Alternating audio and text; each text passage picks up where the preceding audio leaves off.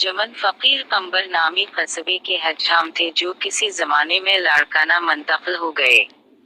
वो अपने गधे पर सवार होकर दिन भर शहर में घूमते रहते थे और कसाबों की दुकानों से हड्डियां, गोश्त और छीछड़े जमा करके गधों को डाल दिया करते थे। उस वजह से वो जहां जाते कुत्ते भी उनके पीछे पीछे चलते रहते।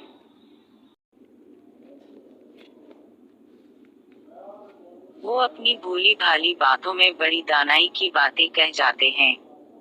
लाड़काना के लोग कहा करते हैं कि उनकी ये शहरत सुनकर भुट्टो साहब ने, जब वो वजीर खारजा थे, उन्हें अपने पास बुलाया, लेकिन इन्होंने आने से इनकार कर दिया, जिस पर भुट्टो साहब खुद उनके पास पहुंच गए।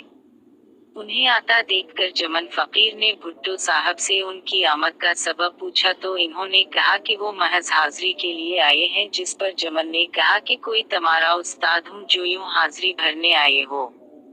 उस पर भुट्टो साहब ने उन्हें दोस्ती की पेशकश कर दी, जो इन्होंने कबूल कर ली। भुट्टो साहब ने जमन फकीर से पूछा कि वो उनकी क्या खिदमत कर सकते हैं, तो फकीर ने कहा कि वो अपनी गाड़ी उन्हें दे दें और उनका गधा खुद ले लें। भुट्टो साहब आमादा हो गए तो जमन फकीर ने उनके इर्द गिर्द खड़े लोगों की तरफ देखते हुए कहा कि तुम्हारे पास पहले ही काफी गधे हैं, मुझे मेरे गधे से महरूम क्यों करते हो। भुट्टो साहब इस्लामाबाद से आते तो अलमुर्तजी के लान में बैठ जाते। उस मौके पर घर के दरवाजे खुल जाते और जो चाहता उनसे बुला इजाजत मिलने आ जाता। एक बार ऐसी ही निशिस्त के दौरान जमन फकीर अपने गधे पर सवार अलमुर्तजा में दाखिल हुआ। जमन फकीर अपने गधे पर सवार था और एक लंबी सी छड़ी उसके हाथ में थी, जिसे लहराते हुए उसने भुट्टो साहब को मुखातब किया और कहा कि इसे खिरात दी जाए। जमन फकीर आमतौर पर खिरात नहीं मांगा करता था, लेकिन जाने क्या वजह थी कि उस रोज उसने अपनी रिवायत तोड़ दी। भुट्टो साहब ने फौरन ही जेब से 100 रुपए निकाल कर उनकी तरफ भिजवाए।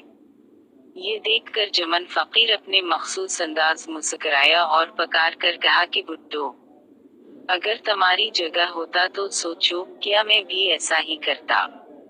भुट्टो साहब तंज की तह तक पहुंच गए और 500 रुपए का नोट उसकी खिदमत में पेश करते हुए कहा, जमन फकीर मेरे लिए अदा करना।